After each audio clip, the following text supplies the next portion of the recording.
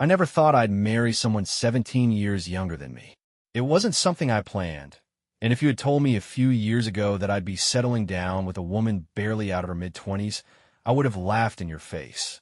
But life has a funny way of sneaking up on you. The first time I met Lily, I wasn't even looking for a relationship. I was 42, settled in my career, and comfortable in my own space.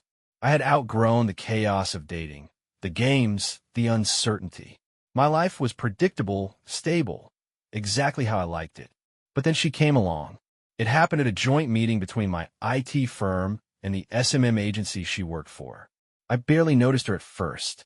She was just another ambitious young professional in a room full of them. But she noticed me. I caught her glancing in my direction more than once, her eyes full of something I couldn't quite place. Curiosity, maybe? Interest? At first, I dismissed it. She was 25. Why would a woman like that be interested in a guy like me? I was successful, sure. I kept myself in shape, thanks to years of sports and gym routines, but I wasn't naive. Women her age had their pick of fresh-faced guys, ones who didn't have aching knees or a preference for quiet nights over bar hopping. Yet, she made the first move. After the meeting, she casually struck up a conversation with me, asking about my work, my hobbies. She laughed at my dry humor, leaned in a little too close when she spoke. And I'd be lying if I said I wasn't intrigued. There was an energy about her, something youthful and magnetic. It had been a long time since anyone looked at me like that. One coffee turned into dinner. Dinner turned into late-night conversations. Before I knew it, I was in deep. Lily was different from the women I had dated in the past. She was lively, spontaneous, always eager to try something new. She brought a kind of excitement into my world that I hadn't realized I was missing. While I was with her, I didn't feel my age. She made me forget about all the reasons why our relationship shouldn't work. And for a while, it really did work. The first year was a whirlwind. We got married in an intimate ceremony, just close friends and family. Some people whispered about the age gap, but I ignored them. Love didn't have rules, right? At least, that's what I told myself. Then we had our son. And for a little while, everything felt perfect. But perfection never lasts. Looking back, I should have paid more attention to the little things. The way she fidgeted during long conversations. The way her excitement dimmed when the responsibilities of motherhood became overwhelming. At first, I chalked it up to exhaustion. Raising a child is hard. But then I noticed how often she reached for her phone, scrolling through old photos from her pre-marriage days, smiling at memories I wasn't a part of. One evening, as we sat on the couch, she let out a sigh and said, "Do you ever miss going out?" Her voice was soft, but there was something behind it, something restless. I hesitated. "Not really. I've done my share partying. You know that." She nodded, but didn't look at me. Instead, her fingers traced the rim of her wine glass. "Yeah, I guess you have." That was the first time I felt it, an invisible distance stretching between us. I ignored it, hoping it was nothing, hoping it was just a fleeting moment. But I was wrong. I used to believe that love, when real, could withstand anything. That's what kept me going in those early days with Lily. She made me feel alive in a way I hadn't felt in years. Maybe ever. Our first year together was pure magic. We traveled, laughed, made love like we had all the time in the world. She had this ability to make the most ordinary moments feel special, turning a grocery run into an adventure, a lazy Sunday into a day I never wanted to end. I told myself that our age difference didn't matter. That love, the real kind, would bridge any gap. And then our son was born. When Lily got pregnant, I thought it was the final piece of our puzzle, the thing that would bind us together forever. She left her job to be a full-time mom, something she insisted she wanted. For a while, it seemed like we were the perfect little family. I'd come home from work to find her cradling our son, her face glowing in the dim light of the nursery. It made me fall in love with her all over again. But looking back, maybe that was the beginning of a shift. Lily was never the type to sit still for long. While I thrived on stability, she craved movement, energy, excitement. She loved being a mom, but she hated the isolation that came with it. Before the baby, she had spent her days in a buzzing office, surrounded by people, always connected. Now, it was just her and an infant waiting for me to come home. I should have seen it coming. The first sign was the way she talked about her old life, how much she missed the fast pace, the friends, the fun. Then she started reconnecting with people from work, making excuses to meet up just for a quick drink or to get some fresh air. I didn't think much of it at first. Everyone needs a break. But the break started getting longer. First, she'd be out for an hour, then 2, then 3. One night, as she slipped on her heels, she caught me watching her. "What?" she asked, smirking. "Nothing," I said, forcing a smile. "Just wondering if I should start calling these business meetings instead of nights out." She rolled her eyes. "You trust me, don't you?" I hesitated. "Of course." She kissed my cheek. "Then don't worry so much. I'll be home before you know it." And I did. Or at least I wanted to. But trust only works if both people believe in it. And soon, I wasn't sure she did. At first, I told myself it was just a phase. That's what I wanted to believe. That's what kept me from confronting her, from letting the suspicions take root in my mind. I convinced myself that she was just adjusting to motherhood, that she needed an outlet, that this was normal. But the late nights became more frequent. The excuses became thinner. And the look in her eyes when she came home, like she was in another world, one I wasn't a part of, became harder to ignore. I started keeping track, even though I hated myself for it. She would leave around 8, promising she wouldn't be late. Midnight would come and go, then 1, then 2. I would lie in bed, staring at the ceiling, listening for the sound of her keys in the door. And every time she walked in, the smell of alcohol and perfume lingering on her skin, I felt myself slipping further away from her. One night, I finally asked, "Who are you really spending time with, Lily?" She froze, her fingers pausing as she unzipped her dress. "What kind of question is that?" I sat up in bed, keeping my voice steady. "The kind I think I have a right to ask. You're out all the time. You barely talk to me anymore. I just want to know the truth." She let out a sharp breath, rolling her eyes. "Oh my God, Mark. You sound like some jealous old man. I'm just having fun with friends." "Is that a crime now?" "It's not a crime," I said, choosing my words carefully. "But it's not what married people do either. At least, not like this." She scoffed, throwing her dress over a chair. "So now there are rules about how I'm supposed to act because I'm married? I didn't sign up to be locked in a cage, Mark. I'm still me." "Are you?" The words came out before I could stop them. She turned sharply, her eyes flashing. "What the hell is that supposed to mean?" I rubbed a hand down my face, suddenly exhausted. "I don't know who you are when you're out there. I don't even know if I know who you are anymore." She opened her mouth, then shut it. For the first time in a long time, she looked guilty. But instead of admitting it, she just shook her head and turned away. "I'm going to bed." She crawled under the covers, her back to me. And I sat there, staring at the ceiling, realizing something terrifying. I wasn't sure if I trusted my own wife anymore. And the worst part? I wasn't sure she cared. We used to spend our evenings together. Even after a long day at work, I'd sit beside Lily on the couch, her legs draped over mine as we watched some show she loved, but I could barely follow. She would laugh, playfully nudge me, tell me I needed to loosen up more. And I would try because making her happy made me happy. But those nights became rare. Now, I spent my evenings alone, the TV flickering in an otherwise quiet room, while Lily was out unwinding. At first, I tried to be understanding. I told myself she deserved breaks, that motherhood could feel suffocating sometimes. But then the frequency increased. Once a week turned into twice, then 3 times. Before long, I stopped asking when she'd be home because I already knew the answer. Late. One night, as she was getting ready, I leaned against the doorframe of our bedroom and asked, "Are you ever going to slow down?" She was fixing her lipstick in the mirror. "What's that supposed to mean?" I crossed my arms. "I mean, you're out more than you're home these days. Don't you ever get tired?" She let out a small laugh, but there was an edge to it. "I'm not doing anything wrong, Mark. I'm just having fun. It's not like I'm cheating on you." I hadn't even said that, but the fact that she brought it up made my stomach twist. I exhaled through my nose, forcing my voice to stay even. "I never said you were. But I do wonder, are you happy here? With us? With me?" She snapped her lipstick shut and turned to face me. "Of course I am. But just because I'm married doesn't mean I have to stop living. I love you, Mark. I love our son. But I also love my friends, and I love going out. I swallowed.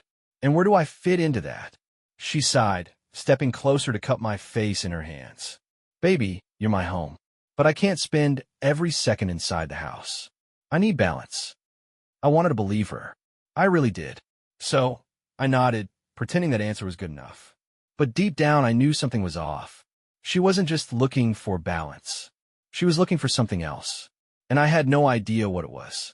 Doubt is a quiet thing at first. A passing thought, an uneasy feeling. But once it takes root, it spreads fast, winding through your mind like ivy until it chokes out everything else. Lily's late nights didn't slow down. If anything, they became more frequent. I stopped asking when she'd be home. I stopped checking the clock. But what I couldn't stop was the sinking feeling in my gut every time she walked through the door, smelling like a mixture of alcohol, perfume, and something I couldn't quite name. Something that wasn't mine. One night, I decided to test her. Just a little. Who'd you go out with tonight? I asked casually as she kicked off her heels. She barely glanced at me. Same group as always. Which group? That made her pause, just for a second. Then she turned to me with an exasperated sigh. Mark, why are you suddenly interrogating me? I'm not, I said, forcing a smile. Just asking. She rolled her eyes. Elaine, Jess, a couple of others. You know, the usual. Any guys? That was the real question. The one I'd been too afraid to ask before. Her expression darkened. Seriously? Are we really doing this? Doing what? The whole, who are you with thing. You're acting like some insecure husband, and it's really unattractive. I swallowed. I don't cheat, Mark. I never would. But if you keep treating me like I'm guilty of something, it's going to push me away. I nodded slowly. Okay. That seemed to satisfy her. She kissed my cheek and disappeared into the bedroom. But as I sat there in the dim light of the living room, I realized something. She had never actually answered the question. And that silence said more than words ever could. Doubt is a quiet thing at first. A passing thought, an uneasy feeling. But once it takes root, it spreads fast, winding through your mind like ivy until it chokes out everything else. Lily's late nights didn't slow down. If anything, they became more frequent. I stopped asking when she'd be home. I stopped checking the clock.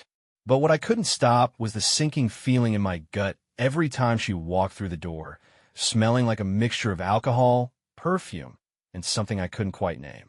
Something that wasn't mine. One night, I decided to test her. Just a little. Who'd you go out with tonight? I asked casually as she kicked off her heels. She barely glanced at me. Same group as always. Which group? That made her pause, just for a second. Then she turned to me with an exasperated sigh. Mark, why are you suddenly interrogating me? I'm not, I said, forcing a smile. Just asking. She rolled her eyes. Elaine, Jess, a couple of others. You know, the usual. Any guys? That was the real question. The one I'd been too afraid to ask before. Her expression darkened. Seriously? Are we really doing this? Doing what? The whole, who are you with thing. You're acting like some insecure husband, and it's really unattractive. I swallowed. I don't cheat, Mark. I never would. But if you keep treating me like I'm guilty of something, it's going to push me away. I nodded slowly. Okay. That seemed to satisfy her. She kissed my cheek and disappeared into the bedroom. But as I sat there in the dim light of the living room, I realized something. She had never actually answered the question. And that silence said more than words ever could. The next day, I decided to do something I never thought I'd have to do in my marriage. Pay attention to the details. I started noticing the little things. The way she angled her phone screen away from me when she texted. The way she took longer in the bathroom. Her voice hushed on late-night calls. The sudden change in her perfume. Something bolder than what she used to wear. Then there were the receipts. One afternoon, while she was in the shower, I saw a crumpled-up piece of paper peeking out from her purse. I don't know why I reached for it. Maybe I just needed something, anything to confirm or deny what I was feeling. A bar receipt. 2 cocktails. A charge for appetizers. Late-night timestamp. Not exactly damning. But then I saw it. The line that read 2 guests. She had told me she was with her usual group. But the bill didn't show a group. Just her and one other person. I set the receipt back exactly where I found it. If I confronted her now, she'd have an excuse ready. No, I needed more. Something undeniable. The next few days I watched, observed. The more I paid attention, the more the patterns emerged. And the more I realized, she wasn't just drifting away from me. She was hiding something. The weight of suspicion had been pressing on my chest for weeks, but the moment Lily told me she was pregnant again, it turned into something else entirely, certainty. I should have been happy. That's what a good husband does when his wife gives him news like that. He smiles, kisses her, holds her close, tells her how excited he is. And for a second, I almost did. My body went through the motions, my arms wrapping around her as she whispered, "We're having another baby." But then the realization hit me like a cold slap. We hadn't been together enough for this to make sense. I pulled back just slightly, searching her face. She was glowing the way she had been when she was pregnant with our son, but there was something different in her eyes this time. A flicker of something nervous, something guarded. I swallowed. "When did you find out?" "A few days ago," she said quickly. Too quickly. "How far along are you?" "Not sure yet. I have an appointment next week." I nodded, forcing a smile, forcing my voice to stay steady. "That's great, Lily." She exhaled, smiling wider, like she had been holding her breath for my reaction. "I knew you'd be happy." I kissed her forehead, murmuring something about needing a minute to process, then walked into the bathroom and locked the door behind me. I sat on the edge of the tub, my hands gripping my knees, my heart pounding so loudly I swore she could hear through the door. It wasn't mine. I felt in my bones. My wife was pregnant with another man's child, and I had no idea what the hell I was supposed to do next. I avoided the conversation for a few days. I needed time to think, to decide how to approach it.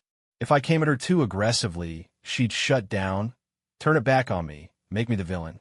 But if I was patient, if I played it smart, she might slip up. But the truth was, I didn't need her to confess. I needed proof. So I scheduled a paternity test for the moment the baby was born. I didn't tell her right away. I wanted to see how she'd react when I brought it up. And when I did, everything unraveled. A DNA test.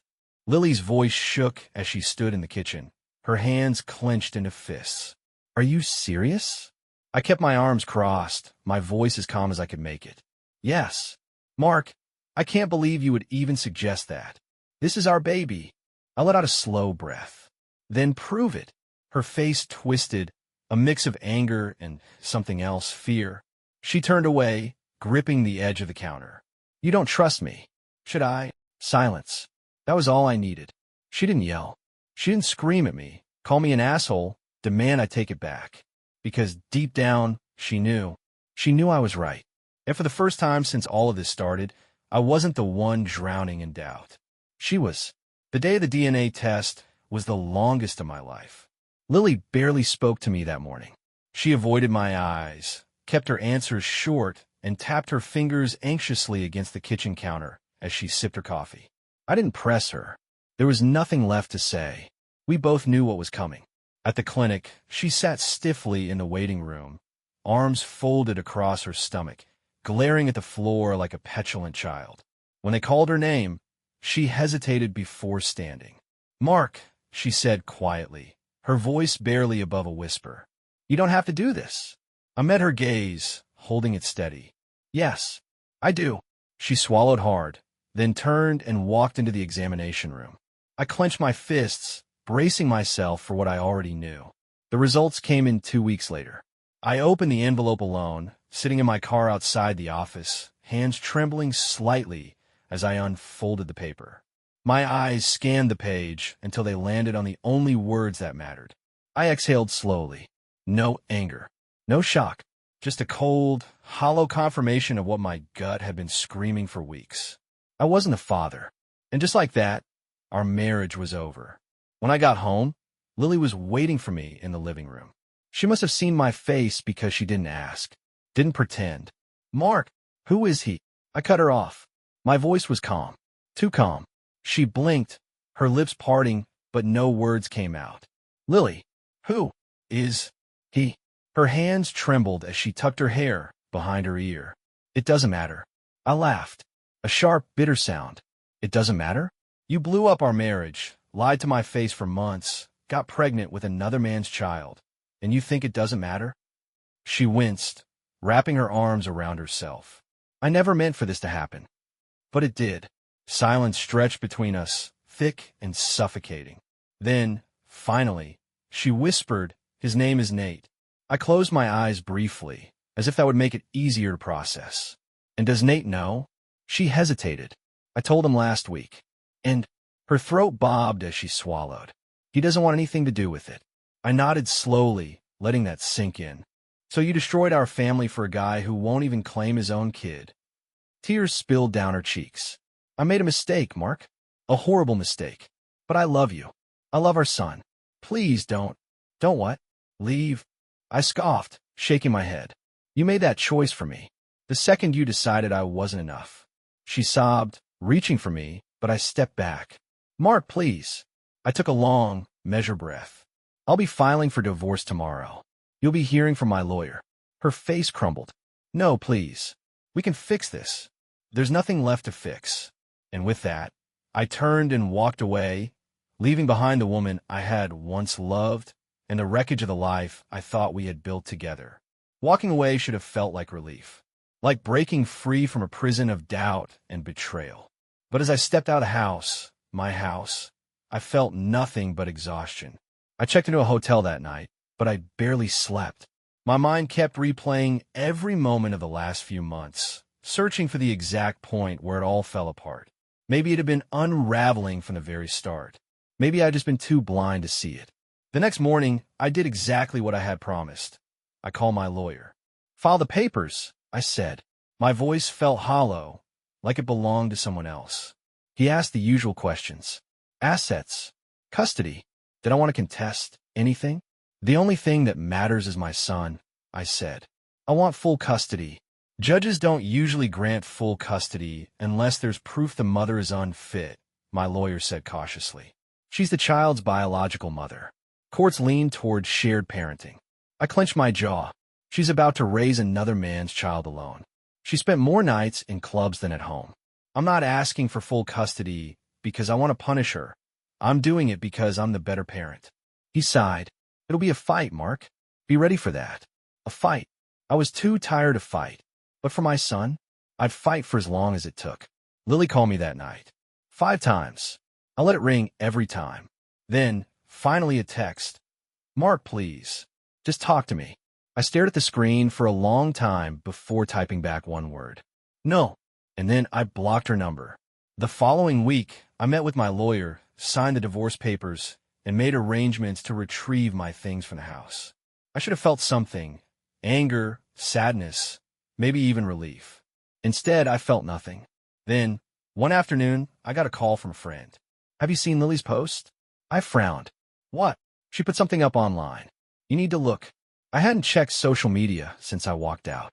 But now I opened it, and there it was. A picture of Lily. Tear-streaked face. A long caption underneath. "Betrayal hurts in ways you can't imagine. I gave my heart to someone who never really trusted me. Now I'm left to pick up the pieces while he walks away without a second thought." I stared at the screen, barely breathing. She was playing the victim. I wanted to respond. Wanted to tell the whole world what she had done. But I didn't, because I knew something she didn't. The truth always comes out. And when it did, she'd have no one left to fool. A few days later, mutual friends started reaching out. Some sent vague messages. "Hey man, are you okay?" Others were more direct. "Dude, I didn't want to believe it when I first heard, but now that I know the truth, I'm so sorry." I didn't respond to most of them. There was nothing to say. Then, late one night, I got another message. This one from an old co-worker of Lily's. "She's not handling this well. You should know that." I stared at the screen, debating whether or not I cared. Whether or not I should care. After everything she had done, after the lies, the betrayal, why should I feel sorry for her? But the truth was, a small part of me still did. Not because I wanted her back. Not because I forgave her. But because at one point, I had loved her. That didn't just disappear overnight. Then, as if the universe needed to give me one final reminder that I had made the right choice, I got a second call. "Mark, you won't believe this," my friend said. "Nate, the DJ, He skipped town. I frowned. What? Gone. Completely disappeared. Word is, he told Lily he wasn't ready to be a dad and bailed. I exhaled slowly, leaning back in my chair. So that was it.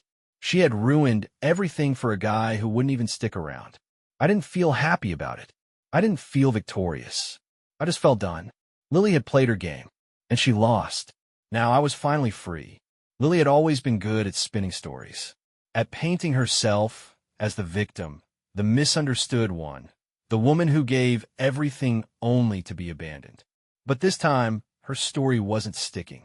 People started talking, and when the truth came out, when they realized what she had actually done, the sympathy dried up fast. I heard from a mutual friend that she lost a lot of support after Nate skipped town. The people who had defended her at first, the ones who flooded her social media with "you deserve better" comments, suddenly weren't so vocal anymore. Some deleted their messages. Others just went silent. One day, I got a text from Elaine, one of Lily's old friends, someone who used to go out drinking with her. "Mark, I just wanted to say I'm sorry. I didn't know what was really going on. If I had, I wouldn't have encouraged her." I didn't respond. What was there to say? Sorry didn't fix anything. Sorry didn't undo the months of deceit, the nights I had spent lying awake, wondering if my wife was with someone else. I put my phone down and tried to move on. But Lily wasn't done yet. She showed up at my office 2 weeks later. I was in the middle of reviewing a project when my assistant buzzed me. "There's a woman here to see you. She says it's important." I sighed, already knowing who it was. "Tell her I'm busy." A pause.